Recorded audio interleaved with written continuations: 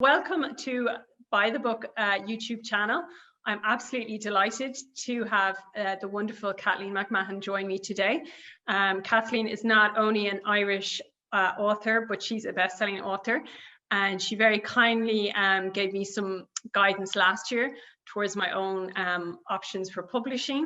So I really appreciate Kathleen joining me today. Welcome. You might introduce yourself for us, Kathleen. I'd be delighted to, Rachel. Thanks for having me on the podcast. Rachel, I'm a novelist. I've written 3 novels that have been published. I've written a few more that haven't been, but that's part of the story, which I'll tell you later. And at the moment, I've just finished a 4th, which I hope will be published in the near future.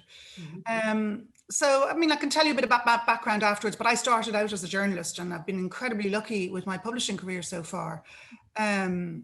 Successes and failures, both of all adding up to a cohesive whole, I think, which I'll explain. But I've been incredibly lucky. So delighted to share anything that may help anybody starting out on this road. Brilliant. Yeah, no, thank you. You definitely helped me.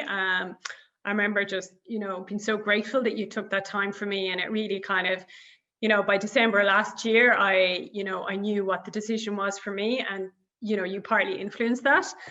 So, yeah, so thank you for that. So I'd love to know a little bit more about you before you became a writer as such, what your life was and what that kind of starting point was for your first novel. Yeah, well, I mean, at the time I started writing, it's very hard to date it back to where I started writing. I think, like many writers, I've always written things down. It has just been something I've done all along. Even as a kid, I mean, I was making newspapers. I wrote a novel when I was about 10 or 11 with a school friend. So I was really always writing, but I never really felt I had a story to tell until I was in my mid-30s. And at that stage, I was working as a journalist. I was working as a reporter with RTE, living in Dublin, married with 2 small babies, twin babies. And yeah, so I was a busy girl. Yeah. And at that point, I think probably because I'd been working for a number of years as a journalist, it really taught me the importance of story. So while I always loved the idea of crafting beautiful sentences, I had never really managed to pull that together within the confines of a story that somebody might want to read. And I think journalism was a good discipline for that. So I suspect that's why it took me until my 30s and until I'd been working as a journalist for 10 years before I came up with a story that I felt had the makings of a novel. So I sat down and started writing it. In coffee shops while the childminder was in the house with the babies or on my day off. And that very typical first novel story where you're working in secret, you're telling nobody because you don't have the confidence. You're not sure whether you can do this or not. You're not even sure whether you can finish it, let alone whether it's any good. So, and in some ways, I think that's a very precious experience. You try it out in private. And see how that works out. So that's what I did. I finished a draft. I showed it to my husband and nobody else. And he told me there's way worse stuff than that gets published. That was kind of perfect because, I mean, if he'd told me, I think this is amazing. I think you're going to win a Nobel Prize. That would have terrified the life out of me. Whereas it was just a really sensible kind of, And so that led point. Yeah, exactly. That led me just to go ahead. And I went for an agent. And this bit was really easy. I mean, I was incredibly fortunate to find a very good agent immediately. The first person I sent the book to signed me up. Okay, that was good, yeah. Yeah, amazing. So that all happened much quicker than I expected it to. You're fully expecting the 100 rejections, the year of pounding on doors and getting no answer. So in some ways I was taken aback that all happened very quickly. She came straight back to me and said, yes, I like it, I'll sign you up, and started trying to sell it. So I was not ready for that. Okay. And I found that absolutely terrifying because I thought, gosh, I mean, I really was only trying to find out whether I could do this or not. The next stage was to find out whether it was any good at all. Mm-hmm. And I really wasn't ready for the idea that other people would read it and that I would be a published writer. Mm-hmm. So I literally spent a couple of months in a state of absolute panic.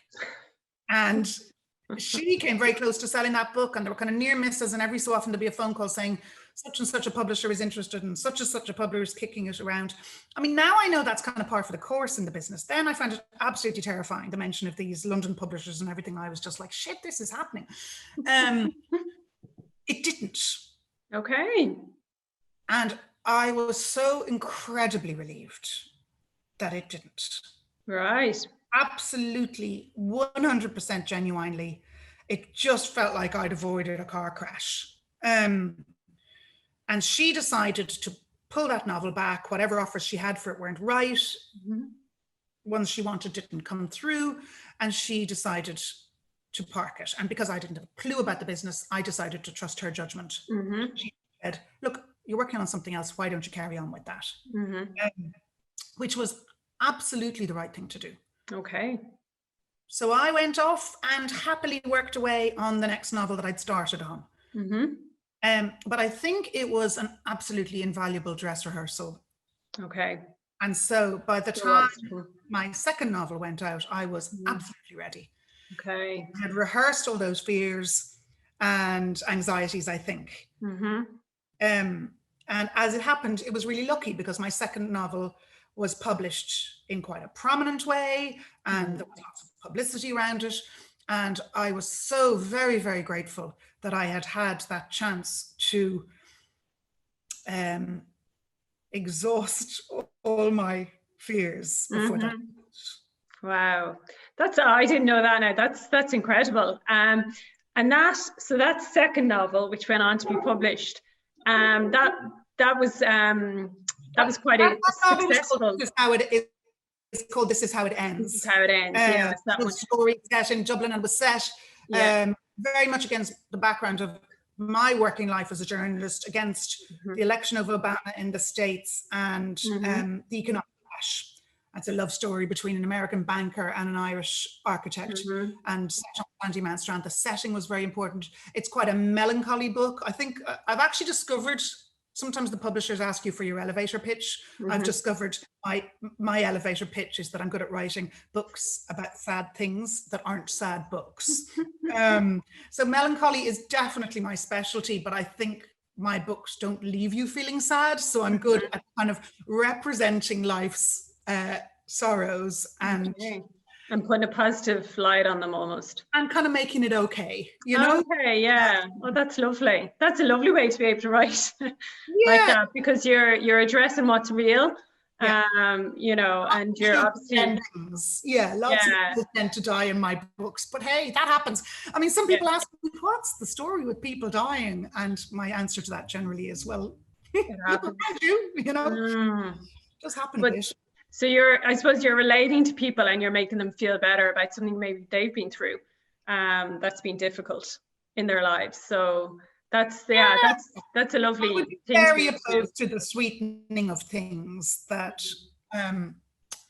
is very kind of prevalent in the culture. The fact that people get sick, the fact that people die, the fact that we all die, the fact that things don't work out sometimes doesn't spoil them. I mean, you can't sanitize all that out of life. No, exactly. And it should be possible to still have a love story, or to still, you know.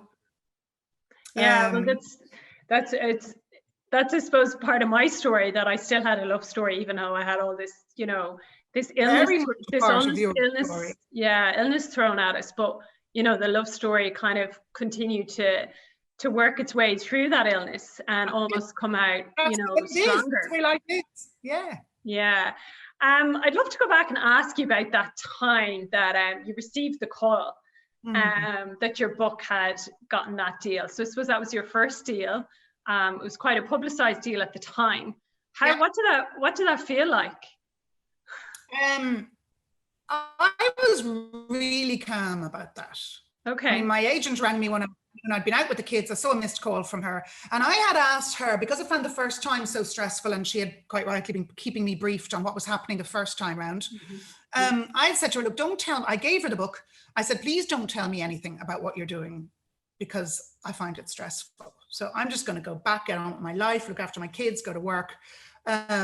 Only tell me when there's news. And fair play to her. She was absolutely true to her word. So I didn't hear a whisper from her. And I mean, I'm not in that business. I wouldn't have known that London Book Week was on. I just wouldn't have been aware of anything like that. And it turns out it was London Book Week. And she rings me on the Friday, and I was out with the kids, I missed a call, and I rang her when I got home.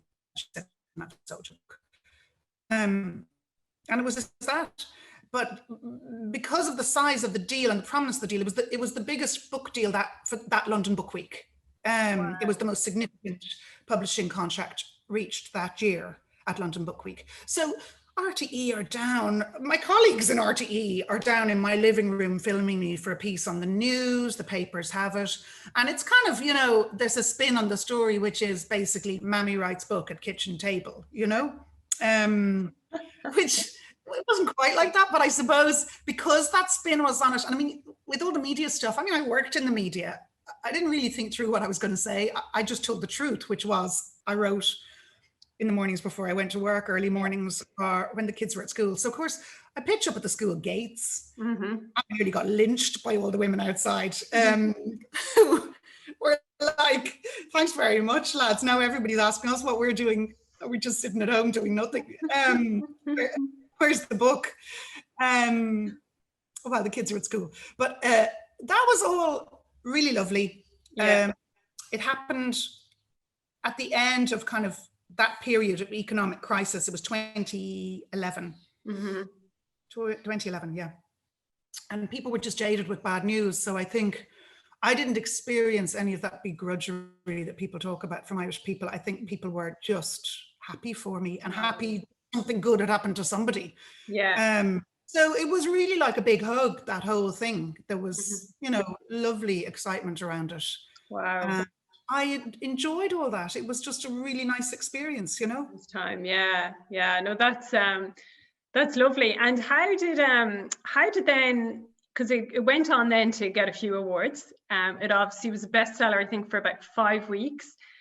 And then how did it end up getting the Richard and Judy book pick? I mean, that's pretty. That kind of happens. Again, you know, the publishers tell you, oh, it's Richard and Judy are looking at it, they're reading it. So that kind of happens slowly over a couple of months. Okay. And I don't really know what factors go into that. I mean, that's something the publishers, I suppose, and I mean, in terms of self-publishing and conventional publishing, that's the advantage of conventional publishing, that somebody else does that. I wouldn't have had a clue how to go about that. I wouldn't know how to get to them. That is the advantage. The disadvantage is I'm very ignorant of all that process. I don't know how that happened. But anyway, the next thing was a Richard and Judy book pick. So that was really funny. And I went over and they do a TV interview with you. And that was fantastic. And, you know, it was translated into lots of languages. I went on a book tour of Scandinavia when it was published in Swedish and Norwegian and Finnish. And all of that was just slightly unreal, but fantastic. I mean, it was fine. I was lucky I had media experience everywhere I went. You're doing TV interviews, you're doing radio interviews. But it was fine. I mean, the bottom line about this is if you write a book, and you will know this, anything you're asked about, you know the answer to. I mean, I was used to working as a journalist where you can be asked in an interview a question you don't know the answer to, which is really stressful. Whereas, you know, I'd written the book. The only challenge is that there's a time lag. So by the time you go out with a book, and I know this now with the second one and the third one, it's so long ago that you kind of can't remember some of it. And by that time you've immersed yourself completely in the next book and maybe in the one after that. And the next thing you're doing interviews and being asked about these characters and what was in your head when you were writing it. And the challenge is remembering that headspace when you've moved on, you know, because the publishing business, as your the people who subscribe to your channel will know, is a massive kind of group of conglomerates who are like aircraft carriers, and they move very, very slowly. So typically from signing it would probably be 2 years from signing to your novel actually coming out. So there is a strange kind of lag there, which I think is weird for the author. Yeah. Because to the reader, your book is new. It's like you've just written it. And to you, I always say it's a bit like going out on a date with an old boyfriend, you know, where you remember that there was something you liked about him, but you can't really be sure what. Yeah. So that is certainly a feature of it, which is strange. The timeline. But that was an answer to something. Yeah, because then I suppose as well, you're trying to balance, you know, marketing and promotion a book that's already out there with writing your next one. As you said, like, you know, you always have to be a bit ahead. And they're two very different, I think, processes, you know, and they take two different types of energy and enthusiasm. And I find that myself, even though I've just done one book, it's like, because I'm kind of in promotion mode or, you know, trying to market mode, there's just no way I could be writing at the same time. Like, I feel like I wouldn't have the capacity to do both. So is that something you've tried to manage? Sorry, Kathleen? It's hard to do both at the same time. Yeah. And I think ideally, I mean, that's where that time lag helps, where, you know, you promote a book and then you go back into your study and, you know, batten down hatches and start writing again. I mean, I am a believer. I really don't like it to sound precious, because I worked as a journalist and I'm used to working in a busy room, and, you know, I get asked a lot about where you write and what pen you use and all that kind of stuff. None of that makes any difference whatsoever. But I think what does make a difference is that the book has to be ready. I think starting at the right time is really important. And I think deadlines and timelines, in the way that I was used to them being an absolutely normal feature of life as a journalist, I don't think they're terribly helpful for a writer, especially with fiction. Because I think that if to start a book too soon is a really bad mistake, before you're ready, before you've thought out what your story is, what your voice is, you'll know when it's time to sit down and start writing it. Whereas if the publishers are clamoring for a book and you're writing to their timeline, you can get yourself into an awful mess. Because, and I've done this, there's nothing worse than starting to write a book when you're not clear on that and when you don't have the feel for it, because you will literally just keep digging and trying to fix it and trying to get to something that you just started in the wrong place, you know? Yeah. So I think that's quite important, and something maybe you learn just to trust your instincts on that as to when the book is ready to be put down on paper. I think an awful lot of writing time is done in your head, walking around, gardening, swimming, you know. 100%. A lot of it's written away from the computer. Without question. Yeah. You know that. You know, you have the clarity of thought when you're out on a walk or step away. In the shower. Digging in the garden. There you go. And it could be that in the shower, it could be that crucial paragraph that is just the cornerstone, you know? And if you start writing the book without that, it's just not going to be good. Yeah. No, that's really good advice for all those watching. You know, sometimes it's not about forcing it either, or putting yourself under pressure. And there's a trust thing there as well around what the right book is and the right time, and you have to sort of tune into that. You find the feel of the book, and it can be encapsulated in one paragraph. The voice, the feel, the thing that really captures in your mind what this book is, and then you build outwards from that. Do you know? And you may have kind of nebulous ideas about the story, but until you really have that kind of essential piece of whatever you like to call it, stock or base mineral, that is what this thing is, that has a really strong feel for what this thing is, and how it feels and what it sounds like. I think that is the most important thing to get right. And actually, I mean, in terms of writing, for me, one of the things that makes no sense about this business that you hear a lot about is the discipline. And it's one of the things you get asked all the time. Are you incredibly disciplined? Do you sit down at your desk every day? Do you put in 40 hours a week? And my answer is always no, because it's a terrible idea to do that for me. because there is nothing worse than sitting down at your desk and writing badly, writing this, you know, the 1,000 words a day or the 2,000 words a day. If it's 2,000 words of rubbish, you'd be better off cleaning your windows, you know? So I walk away from it if it's not right. Yeah, if it's not there. No, that's really good advice. Yeah, no, I did a couple of attempts at a few books, and I just got to the stage where I was like, that's just not the book. But when I got the feeling that this was the book, it all happened very quickly then, you know, and it wasn't a case. When it's right. And it wasn't I think a case. You can be the judge of your own work, you know, and you can try to convince yourself, yeah, no, this is what I tried to do. You know if it's not right, and you know if it's right. But again, it's that instinct thing, you know. Yeah, that's massive. I'd love to go back then and find out, so after this bestseller, what kind of happened then? How did the second book then come about? Well, then is the really kind of hideous bit, I think, in my life so far as a writer, and no doubt there will be more hideous bits. Okay. And I'm still trying to understand this, but I think in some ways the first book happens as if by magic. The book that's written before you're a writer, whether it's 1 or 2 or 3, before you're officially a writer. Okay. And I think there's something really, really bad certainly happened to me, and I've heard a lot of others describe this experience. I mean, look, it's the famous second album syndrome, second book syndrome. Once you know you're a writer, you're conscious of every word you write. Right. In a way that you're not beforehand, when you're just an amateur and you're just trying, and it's a hobby. And for me, I made every mistake I could possibly have made, which is really strange because I'd written quite an accomplished novel, and then you go on and literally just make every mistake in the book. I threw everything I had at that next novel because I thought all the weight of the publishing deal, all the weight of the success of the first one, I thought, God, this next one is going to have to be really, really good. And, you know, the writing has to be really good.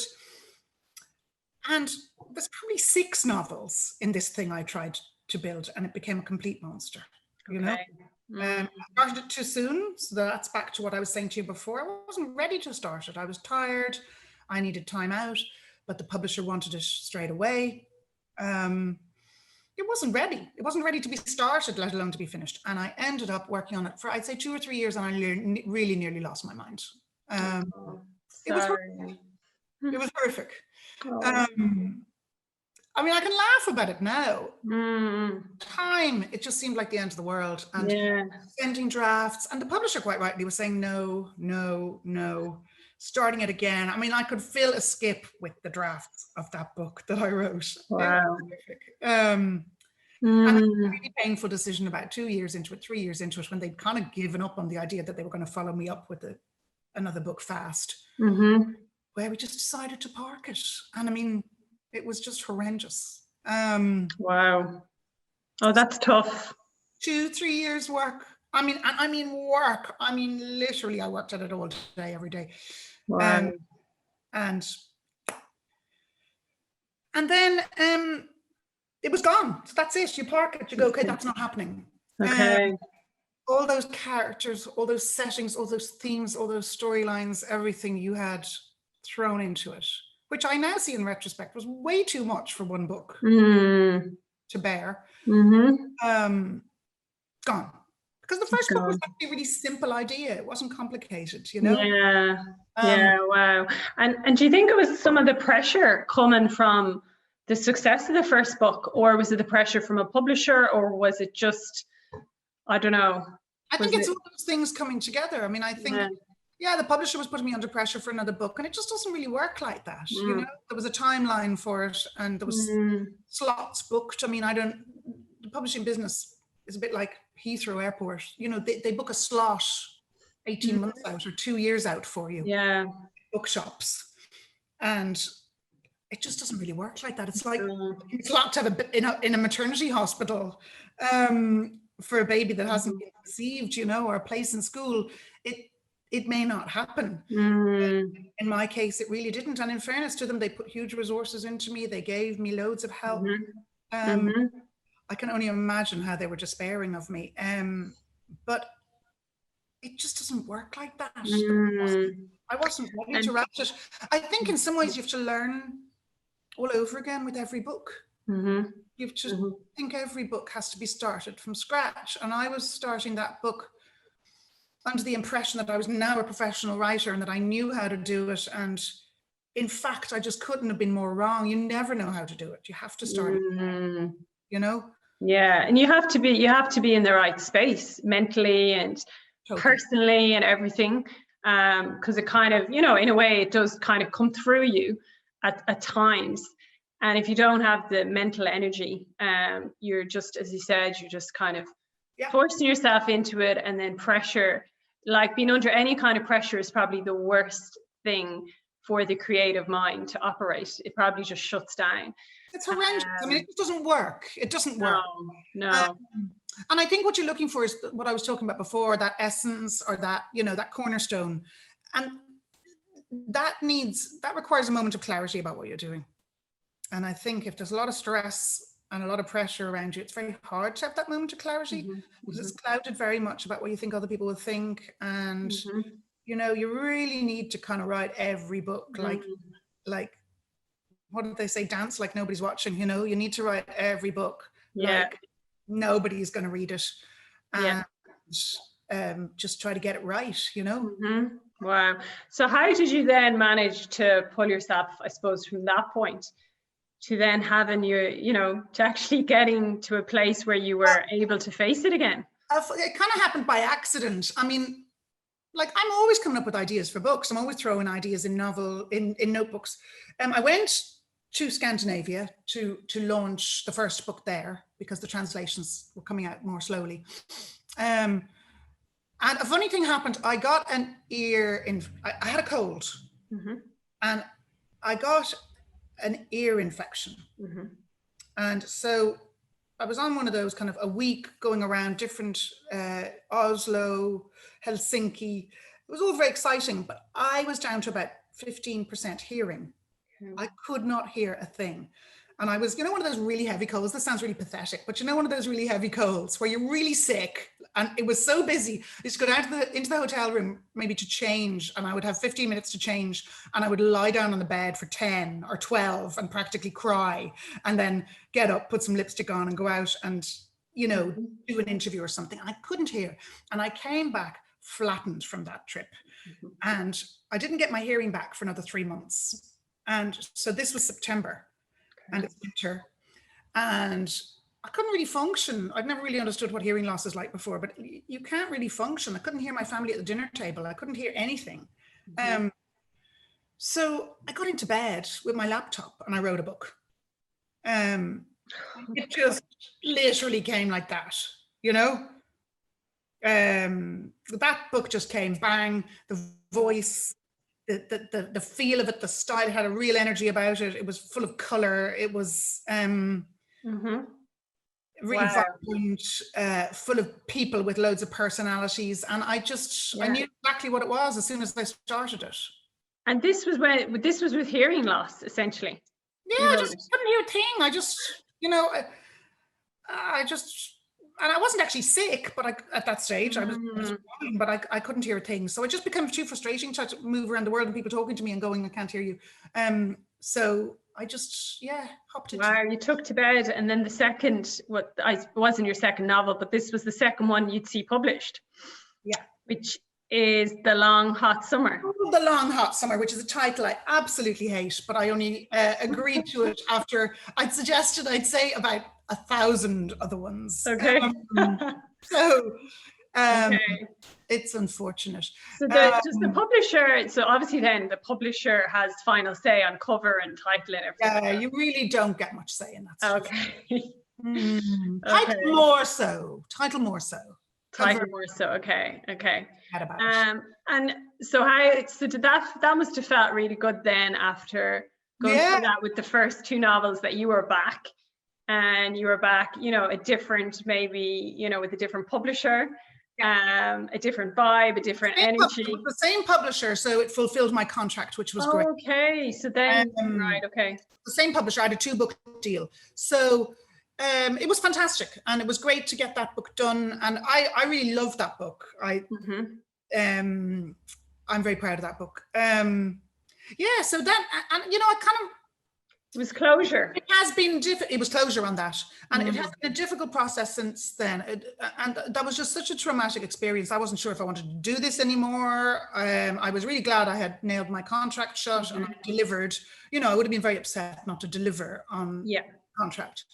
But I just really wasn't sure how to go forward. I thought, I'm not sure I can do this because I found the whole experience so hideous. And then, but yeah, I just kept writing. I mean, I did want to keep writing, and I've got this incredibly loyal agent who just said, well, look, just do it your way, do it anyway, just keep going and keep letting me know what you have. And so I ended up in this kind of wilderness without a publisher, but I did have this incredibly loyal agent. Started writing short stories, and you know, I think there will always be a special place in my heart for anybody who encouraged me at that time. Yeah. You know? Yeah. So, you know, Martin Doyle in the Irish Times, Declan Mead in The Stinging Fly took short stories. Yeah. And I really felt like I was starting again, you know, and it was just massively comforting to know that there was still people who admired my work and thought it was worth publishing. Yeah. And they believed in you. Yeah. When you needed them to. I really needed somebody to say, yes, that's good. Keep going, you know? Yeah. So that was really nice. And that led to then this most recent novel, Nothing But Blue Sky, was again, a fairly painless to write, in that I think, you know, all those things were in place. I didn't start it until I was ready to start it. I put it down for a few months. I, you know, maybe wrote 20,000 words and then put it down. Until I was ready to go back to it and had real energy. I think it's all about, you know, I was down in the west of Ireland recently and up on a verge over a beach watching surfers. It's really interesting to watch them, the way there's a lot of waiting around until they get the wave, you know, and then sometimes you'll see a wave coming in and they ignore it. And you're going, geez, would they not pick that one up and write it in? But they can see it's not big enough. And I think writing is a lot like that. Wave, you know? And that's a good way of looking at it. Yeah, because that's the energy you need to carry it through. It takes a lot of energy to power a novel to the end, and through the soggy middle, I call it, where, you know, you've written your beginning, you kind of know where you want it to go at the end, but there's this middle bit that's just intractable. And that's where you really need to have started with enough energy. That's where you need the persistence and the resilience and and the belief. Absolutely. Yeah, no, I've seen, because I've joined a few book clubs since. I must send them on as I see them, but I've seen your book and I've seen like lovely posts about your book. Yeah. Nice, just lovely reviews. And it's been received really, I mean, you couldn't dream for a better response. But again, it's back to that whole thing of you can be a judge of your own work. I mean, I knew that was a good book. Yes. So I wasn't worried about it. And if people had thought it wasn't one, I would have disagreed with them. You know? And I wouldn't have published it otherwise. So, I mean, I think that's the way I work now, is one book at a time. Deals. One book deals. Or maybe two if the other one's written, you know? But really only to put a foot forward if you're fairly sure where you're going, you know? And you went, so with this book then you went, I think it was with Penguin, that's your latest publisher. Yeah, and I've been very happy with them and I hope to continue with them. It's a really good relationship. Finding a right editor, which you will know and anybody else will know, is really, really important. Somebody who will bring the right thing to the book and bring you you can get it maybe 80-90% of the way. And it's really, really rewarding experience to have an editor who sits down with you and pushes you to just bring it up that bit more, you know? And I work with Patricia Deavy in Penguin, and she's fantastic. We have these gorgeous sessions where...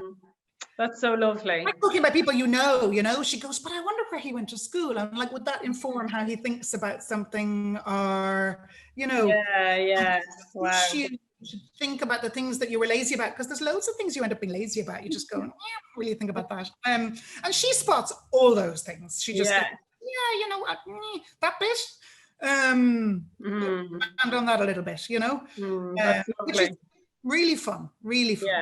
Yeah, it's so lovely to hear, because I wasn't sure about the second book experience for you, that you had to go through that. So it's so lovely to hear that you came out on the other side. You have this lovely relationship now with Penguin. You know, you've come back, and you know that you had those people to believe in you in that middle part, and that's just so lovely. I think that's a really inspiring story. For anyone watching, either starting or in the middle, you know, that there are those dips, but there's also ways back out. And yeah, that's so nice to hear. I'm so happy for you. I'd love to ask you about another person that was in your life, and I actually read an article you wrote about her, and I just thought it was so beautiful.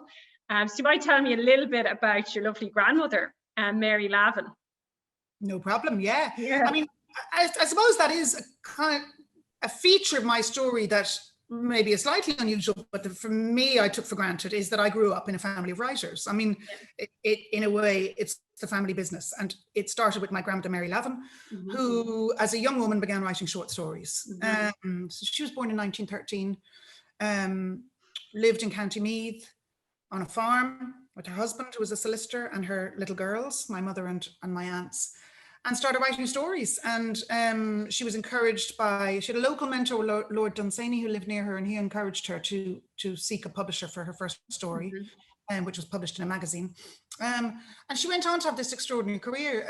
She became a contract writer with the New Yorker, which for a short story writer is about as good as it gets. And just was incredibly critically acclaimed in her lifetime, and still 25 years after her death is still regarded as one of the great short story writers anywhere of the 20th century, which is amazing achievement. And I mean, you can see it in the work. I mean, the quality of the work is just extraordinary. Her work is so good, just so good. So in terms of my writing, the only connection I can make to that is I think it probably did prevent me writing for a long time, because clearly there was somebody who was very, very good at this thing. And, you know, are you really going to go there? By the time I started writing, she was long dead.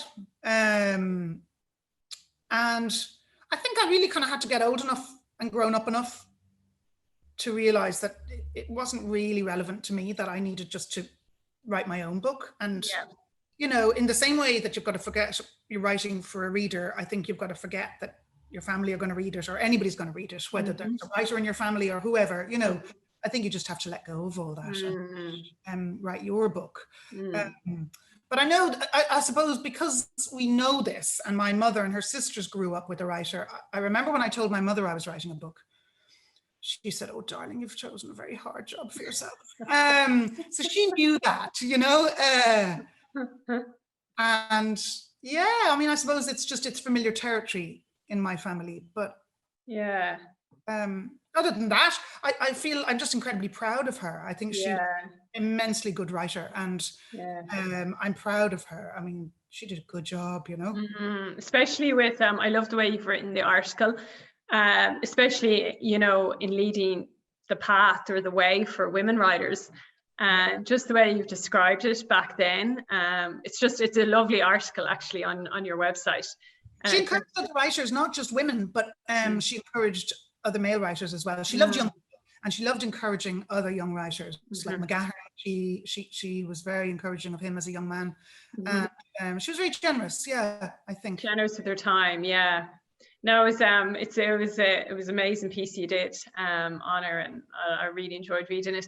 And the last, I suppose, question I have for you, Kathleen, we might summarize with this, is so there'd be, I suppose, people watching starting out, or kind of, you know, with the first book or two written. What advice would you give your younger author self? I know we've touched on some bits, but if you were to go back to that time, you know, that you were sending out your first book to your agent, and, you know, all these fears came up for you, and you kind of pulled back, which was the right thing to do. And then, you know, you went on to subsequent massive success. You were challenged. You know, you've definitely kind of been through it. What kind of 1 or 2 pieces of advice would you give to yourself back then, that might help other authors out there? Very briefly, two. Okay. One going way back, which is what the advice every writer gives is write. Okay. It is a craft, and don't be precious about it. Don't try to make it into anything. Just keep writing notebooks, practice writing, write the paragraph over again until it works, you know? I mean, in that, a writer is no different to a cabinet maker or, you know, any other skill. You just have to hone your skill. And the second thing is what I mentioned earlier is walk away from it as well. You know, it's not the kind of job that quantity and putting in hours is the proof of your work. Work is what you produce. So just having the wisdom to walk away from it. And switch off when you need to. Totally. I mean, literally, I flogged a dead horse for years until I was exhausted flogging it. So that seems to me like a mistake, just knowing when, you know, having it actually takes a lot more courage to walk away from something than it does to keep pounding away at it, you know? That's hard to do, really hard to do. Yeah, that's so true for anything in life, really. Isn't it? You know, it's not right, you know? We all do it in loads of ways. Just keep going because I said I'd do this and I'm going to do it, you know? It doesn't matter if it's not right. Just let go, which, as you said, isn't easy. But no, it's such a fabulous story. There's a lot to take from that, I think, for anyone watching. You know, because sometimes as well, we look at like big deals and big, you know, authors, and we think it's easy for them, or it's just kind of handed to you. And you know, I think you've very much gone through like that it's not. And there was this kind of, you know, terrifying moment before your success, and also you know, a very, very tough time after.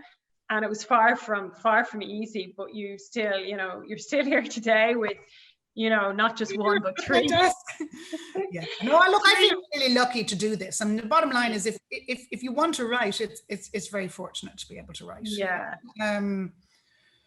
And that's the bottom line, I think, is right. I mean, if it's something you have to do and want to do, then you just do it, you know? Yeah, no, definitely.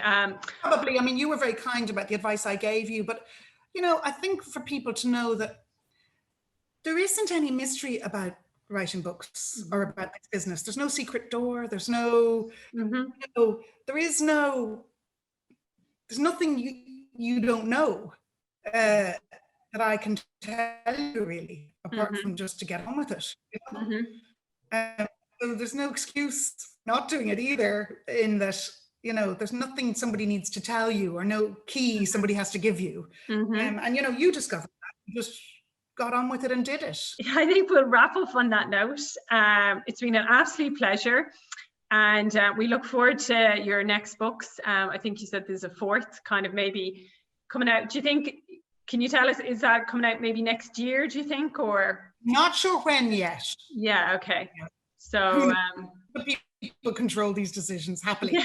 But listen, thanks, and the very, very best of luck to all the people on your channel who are engaged in this terrifying business. Terrifying but slightly rewarding business. Rewarding, as you can give evidence. And many congratulations to you on what you've done. It's brilliant. Thanks, Kathleen. Yeah, it's been an absolute pleasure. And I'm going to now, I'm going to say goodbye and let you go on that note. And we'll stay in touch. Definitely. Thanks, Kathleen.